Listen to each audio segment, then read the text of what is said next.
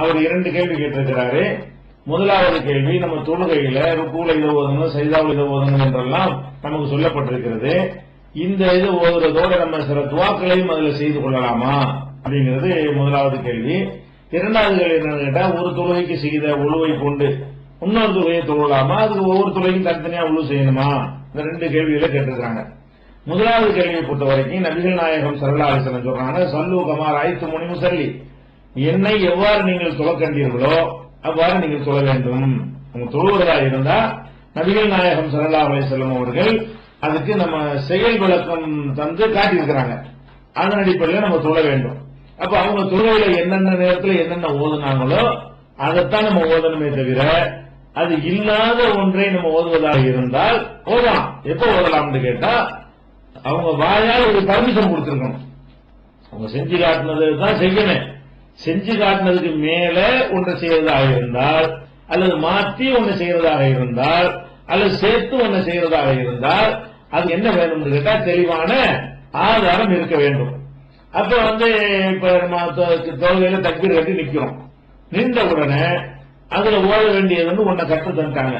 பஞ்சகத்து ஓதலாம், அல்லாஹ் பாயிது பைனி பைன ஹத்தாயாங்கிற துவா ஓதலாம். அப்புறம் அல்ஹம்து சூரா ஓதி, அப்புறம் ஒரு சூரா ஓதி ருக்கு செய்ய வேண்டும். இது நிற்கும் போது ஓத வேண்டிய விஷயம். ருக்குக்கு போயிட்டோம்னா நீங்க அந்த கேள்வி கேட்ட சகோதரர் சொன்னபடி சுப்ஹான ரப்பியல் அஸீம் ஓத வேண்டும். இது நமக்கு சொல்லி தந்த விஷயம். அதுதான் சஜிதாவுக்கு போனோம்னு எந்திரிச்சோம்னு சொன்னா ரப்பனா லக்கல் ஹம்து சொல்லணும். இது முஹம்மது ரசூலுல்லாஹ் சொல்லி தந்த ஒரு விஷயம். அதே மாதிரி சஜிதாவுக்கு போனோம்னு சொன்னா சுப்ஹான ரப்பியல் அலா சொல்ல வேண்டும். இதுவும் ரசூலுல்லாஹ் சொல்லி தந்த ஒரு விஷயம்.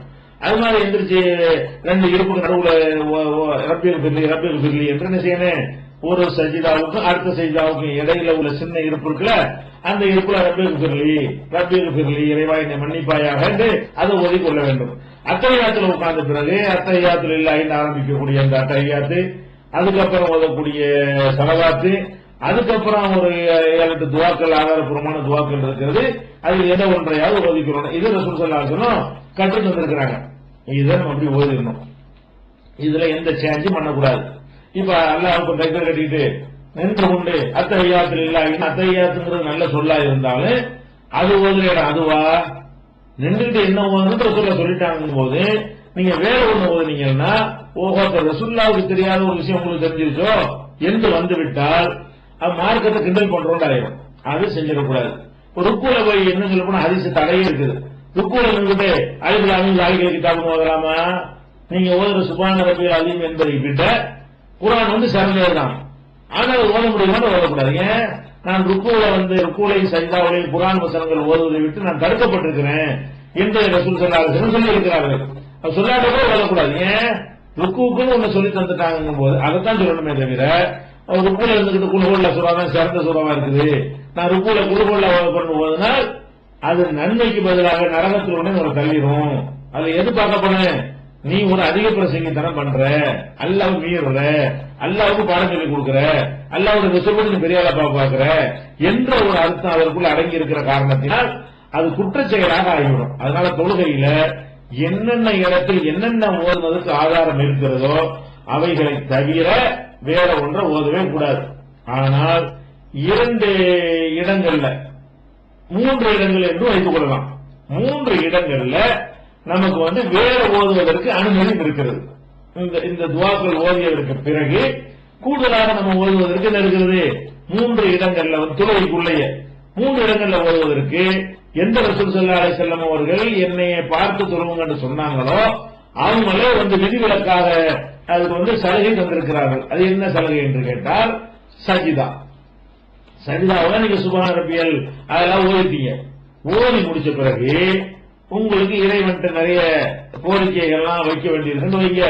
இது ஜமாஅத்து தொழுகையில சாத்தியப்படாது, செய்யவும் கூடாது. ஏன்னு கேட்டா ஜமாஅத்து தொழுகை சாட்டா தொழுன்னு சொல்லிவிட்டாங்க.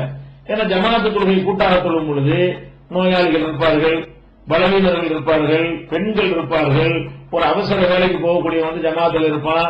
இவர் 1.5 மணி நேரம் நீட்டாத்து வைங்க, அவன் தொழுகையில் திட்டிக்கிட்டே இருப்பான் மனசுல. அது சரி வராது. இப்படி முஹாதர்கள் செஞ்ச பொழுது அஃபத்தான அன்றையா முஹாத நீ என்ன குழப்பம் பண்றியா என்று ரசூலுல்லாஹி ஸல்லல்லாஹு அலைஹி வஸல்லம் அவர்கள் அவரை கண்டிச்சு இருக்கிறாங்க. அதனால கூட்டா தொழுவும் பொழுதெல்லாம் நீங்க சஜிதாவில் போயிட்டு நீங்க வாட 1/2 மணி நேரம் துவா செஞ்சுட்டுலாம் இருக்கக்கூடாது. நீங்கள் தனியாக ஜமாத்தை விட்டுட்டு லேட்டா வர்றீங்க, பரல தனியா தொழுவுறீங்க, அல்லது பரலுக்கு பிறகு சுண்ணத்தை நீங்க என்ன செய்றீங்க தனியா தொழுவுறீங்க, இரவு தொழுகையை எழுந்து தொழுவுறீங்க. இந்த மாதிரி ஒவ்வொருவரும் தனித்தனியாக அவர்கள் தொழும் பொழுது சஜிதாவுல நம்ம ஓத வேண்டிய திக்ரை ஓதி முடிச்சு விட்டு அல்லாஹ்வுக்கு துஆ செய்யலாம். ஏன்னு கேட்டா ரசூல் ஸல்லல்லாஹு அலைஹி வஸல்லம் சொல்கிறார்கள், அக்ரபு மா யகூனுல் அப்து இலா ரப்பிஹி வ ஹுவ சாஜிதுன். ஒரு அடியான் அல்லாஹ்வுக்கு தொழுகையில நெருக்கமாகறான், அந்த தொழுகையிலேயே அல்லாஹ்வுக்கு ரொம்ப அவன் நெருக்கமாவது எங்கே என்று சொன்னால் அவன் சஜிதாவில் கிடக்கும் பொழுதுதான். அல்லாஹ்வுக்கு ரொம்ப ஒருத்தன் நெருக்கிறது நிக்கும் போது அல்லாஹ்வுக்கு நெருக்கமா தான் இருக்கிறான். இருந்தாலும் முழுசா இந்த பணியல குனியும் போது பாதிதான் பணிஞ்சிருக்கிறான். நெத்தி குனி நிலத்துல வைக்கும் பொழுதுதான் இந்த அல்லாஹ் அக்பர்ங்கிற அர்த்தம் முழுமை பெறுது. நீ தான் மகா பெரியவன், நான் மகா சின்னவன், மண்டைய குனை தலையில வச்சுக்கிட்டேன், இதான் என்னுடைய தரம், நீ எல்லாத்துக்கும் பெரியவன். அப்படி நிக்கும் போது 5 அடி மேல வந்தது தலை, அந்த மாதிரி மண்ணில இருந்து அந்த மாதிரி வராம நெத்திய குனி கீழே வைக்கும் பொழுது அவன் அல்லாஹ்வுக்கு ரொம்ப எவ்வளவுக்கு நம்ம பணிவை காட்டுறோமோ அவ்வளவுக்கு அல்லாஹ்வுக்கு ஒருத்தர் நெருக்கமாகி விடுறான். அப்ப ரசூல் ஸல்லல்லாஹு அலைஹி வஸல்லம் சொல்றாங்க, நீங்க ஒரு மனிதன் அல்லாஹ்வுக்கு ஒரு நெருக்கமாக இருக்கக்கூடியது சஜிதாவில் இருக்கும் பொழுதுதான். அதனால பக்ஸிரு பிஹி துஆ, சஜிதாவில் துஆக்களை அதிகப்படுத்துங்கள். ஃபகமினுன் அன் யுஸ்தஜாப லகும், உங்களுடைய துஆக்கள் அங்கீகரிக்கப்படுவதற்கு ரொம்ப தகுதியானது. நெருக்கமான ஒரு இடத்துல இருந்து கொண்டு கேட்டா கண்டிப்பா அல்லாஹ் என்ன செய்வான், நிறைவேற்றி தருவான். அப்ப இந்த சஜிதாவுல நீங்கள் சுப்ஹான ரப்பியல் அலா சொல்லி முடித்து விட்டு தனியா ஒரு தனி சஜிதா செய்யக்கூடாது. தொழுகைக்கு உள்ள சஜிதா தான். தொழுகையை முடித்து விட்டு உங்களுக்கு நேரம் இருந்து பெரிய கோரிக்கை இருக்குமையானால் நீங்க என்ன செய்யலாம், சஜிதாவுல கலந்துகிட்டு கையேந்தி கேட்பதை விட சஜிதாவுல கையை பரட்டி போட்டு கேட்பது இருக்கிறது அது கூடுதல் பணிவா இருக்கிற காரணத்தினால இது அல்லாஹ்வுக்கு ரொம்ப பிடிக்கும். அவனுக்கு பிடிக்கும் என்றால் அவன் ஏத்துக்குவான், அவன் அது அல்லாஹ்வுக்கு ரொம்ப நெருக்கமா இருக்கிறான் அப்படின்னு ரசூல் ஸல்லல்லாஹு அலைஹி வஸல்லம் செஞ்சிருக்கிறாங்க, பர்மிஷன் கொடுத்துட்டாங்க. அப்ப சஜிதாவை ஓதிக்கொள்ளலாம். அதே மாதிரி அத்தஹியாத்துல இருக்கிறோம்ல, அத்தஹியாத்துல உட்கார்ந்து அத்தஹியாத்து ஓதி அல்லாஹும்ம ஸல்லி அலா முஹம்மதின் ஓதி அல்லாஹும்ம ஃபிர் லிமா கத்தம்து இந்த மாதிரி அல்லாஹும்ம இன்னி அஊது பிக்க இந்த துஆக்கள் ஏதாவது ஒண்ணு ஓதி முடித்து விட்டு அப்புறம் நமக்கு எத்தனை கோரிக்கைகள்லாம் இருக்கும். அப்ப அந்த மாதிரி கோரிக்கைகளை சலாம் கொடுக்கறதுக்கு முன்னாடி அத்தஹியாத்துல இருந்து கொண்டே நம்ம என்ன செய்யலாம், கேட்கலாம். ஏன் கேட்கலாம்னு சொல்றோம், இதுக்கு ரசூல் ஸல்லல்லாஹு அலைஹி வஸல்லம் பர்மிஷன் கொடுக்குறாங்க. எப்படி கொடுக்குறாங்க, சும்மல் யதஹய்யர் மினல் மஸ்அலத்தி மா யஷா, இதன் பிறகுன்னா நான் முதல் சொன்ன அத்தஹியாத்து ஸலவாத்து துஆ இதெல்லாம் ஓதி முடித்த பிறகு அவன் விரும்பியதை அல்லாஹ்விடத்துல கேட்கட்டும். அத்தஹியாத்துல விரும்பியதை கேட்கட்டும் என்று தொழுகையெல்லாம் முடிந்துவிட்டு உட்கார்ந்து துஆ செய்து கொண்டு இருப்பதை விட தொழுகைக்கு உள்ளேயே இருந்து கொண்டு துஆ செய்வது இருக்கிறது அது கூடுதல் சிறந்தது. அதுல கேளுங்கிறாங்க. தொழுகைக்கு பிந்தியும் கேட்கலாம், கையேந்தியும் கேட்கலாம்.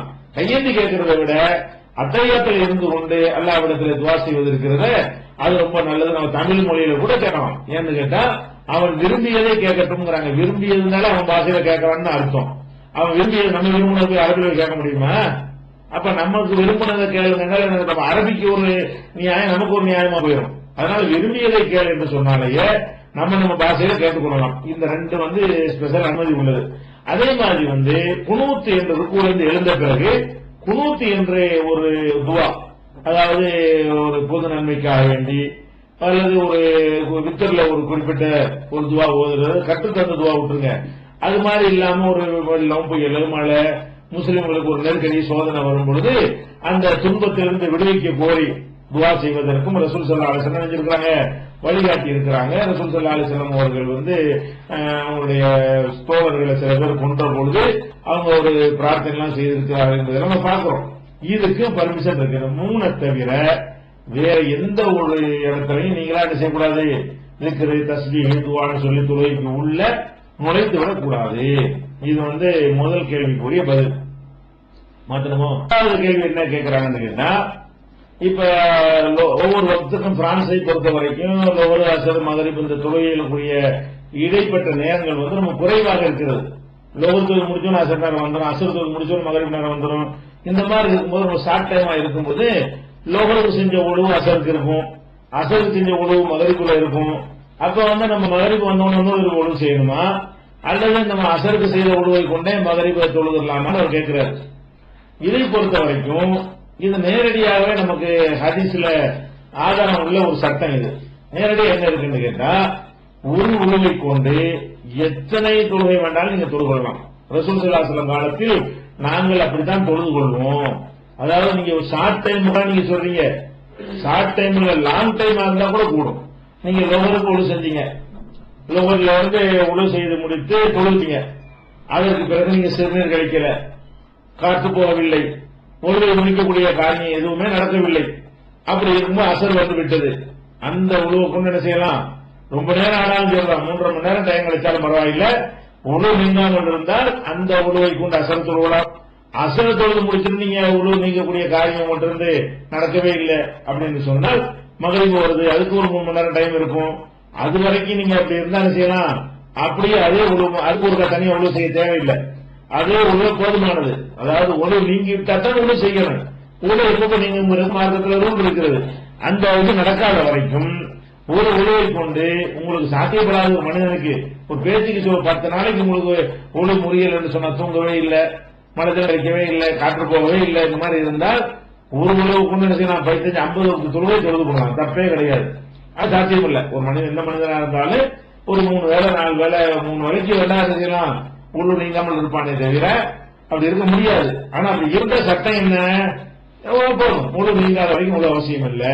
அதனால பிரான்ஸா இருந்தாலும் சரி, இந்தியாவிலையா இருந்தாலும் சரி, ஒவ்வொரு தொழுகைக்கும் உழு செய்ய வேண்டும் என்று மார்க்கத்தில் என்ன இல்ல, கட்டாயம் கிடையாது. ஒரு புகார்லயே உங்களுக்கு என்ன இருக்கும், தலைப்பே இருக்கும்னு நினைக்கிறேன், ஒரு உழுவில் பல தொழுகை தொழுதல் அப்படின்னு இருக்கும். அதிசயம்லாம் நீங்க பார்த்து தெரிஞ்சுக்கலாம்.